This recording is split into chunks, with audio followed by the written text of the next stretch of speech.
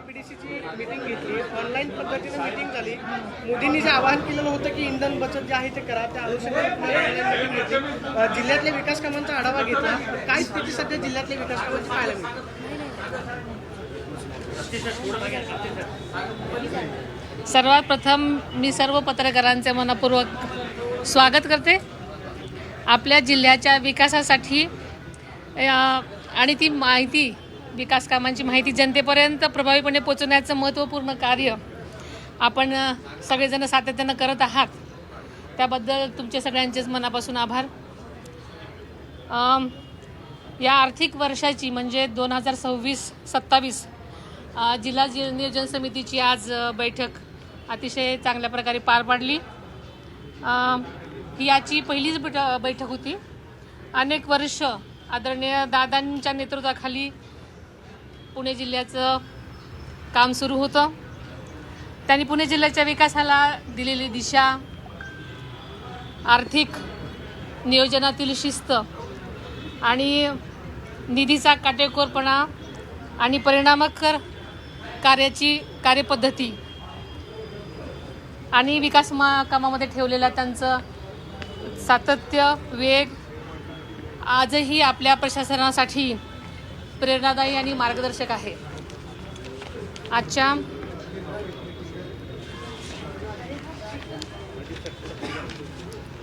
आपल्या जिल्ह्याच्या सर्वांगीण विकासासाठी आवश्यक निधी उपलब्ध करून देणं, विकास कामांचे सूक्ष्म नियोजन करणं आणि प्रत्येक काम वेळेत गुणवत्तापूर्ण करणं, यासाठी आदरणीय दादा नेहमीच त्यांच्या कार्यसंस्कृती पुढे नेण्याचा आणि त्या पावलावर पाऊल टाकून त्यांची कार्यपद्धती, त्यांचा शिस्त, त्यांचा विश्वास, जनतेप्रती असणारी त्यांची श्रद्धा असंच पुढे नेण्याचं काम मीही यापुढे करत राहणार आहे.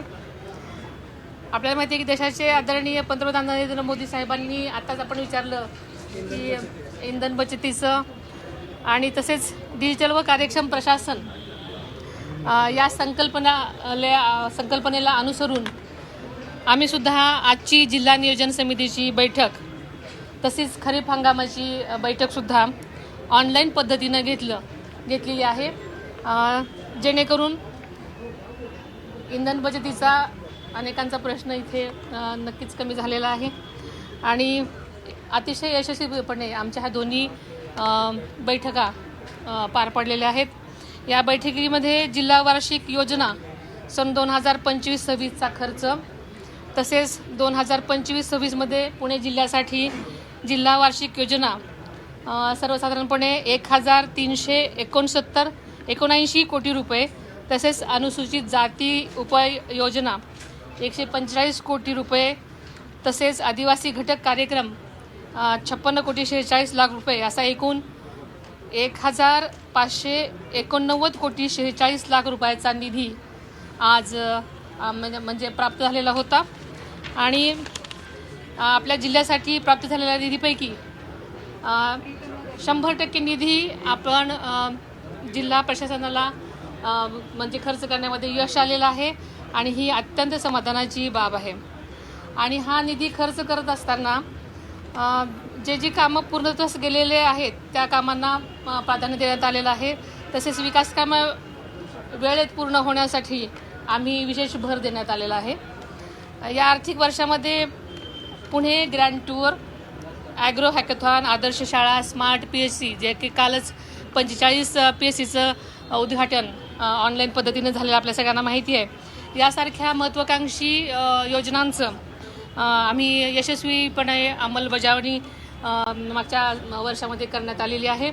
आणि जिल्हा वार्षिक योजना सन 2027 तसेच सन 2025-26 मध्ये सर्वसाधारण अंतर्गत 1379 कोटी रुपयाचा निधी प्राप्त झाला होता. तसेच 2026-27 या पुढच्या आर्थिक वर्षासाठी जिल्हा वार्षिक योजना याच्या अंतर्गतमध्ये 1472 कोटी इतका निधी अर्थसंकल्पित करण्यात आलेला आहे.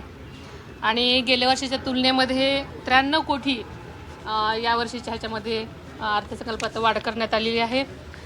तसेच आदिवासी घटक कार्यक्रमामध्ये 6,47,00,000ची वाढ होऊन 71,93,00,000 इतका निधी अर्थसंकल्पित झालेला आहे.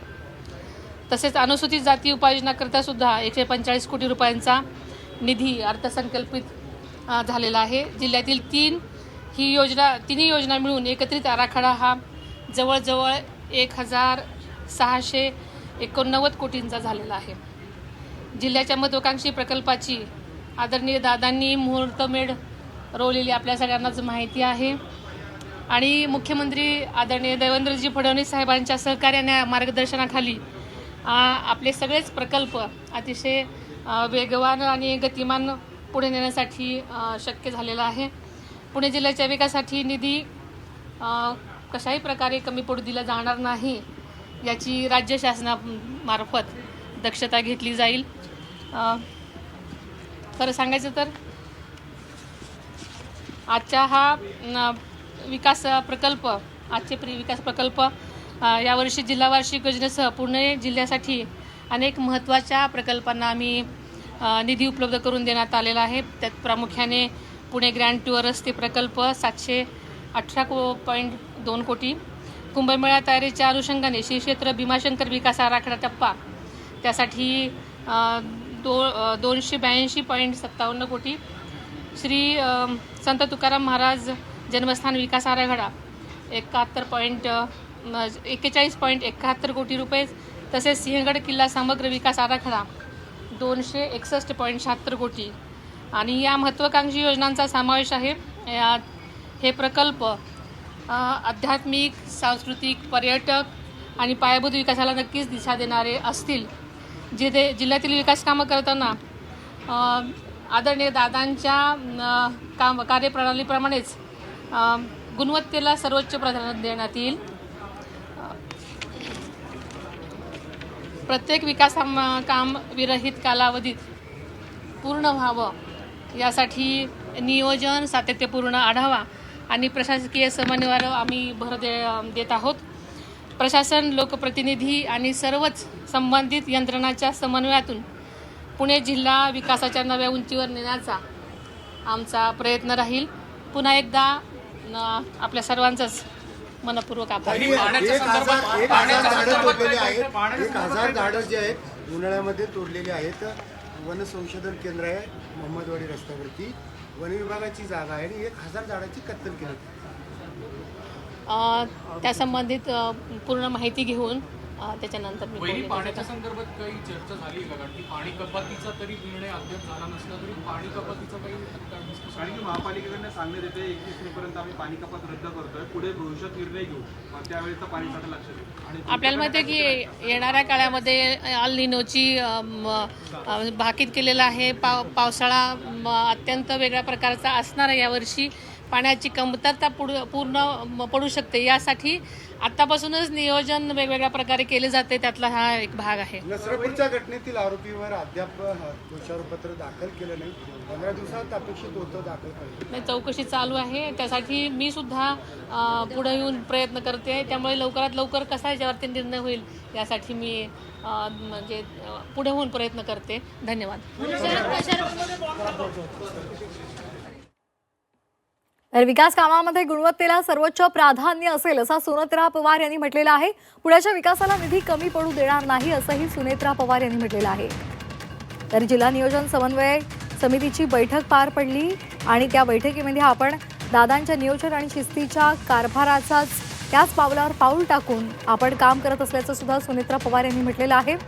त्याचबरोबर ही बैठक आम्ही ऑनलाईन घेतली. इंधन बचतीसाठी पंतप्रधान नरेंद्र मोदी यांनी जे आवाहन केलेलं आहे त्या आवाहनाला प्रतिसाद म्हणून आम्ही ऑनलाईन बैठक घेतल्याचं सुद्धा सुनेत्रा पवार यांनी म्हटलेलं आहे. तर पुण्याच्या विकासाला निधी कमी पडू देणार नाही असंही त्यांनी म्हटलेलं आहे. तसंच विकास कामात गुणवत्तेला सर्वोच्च प्राधान्य असेल असंही त्यांनी म्हटलंय.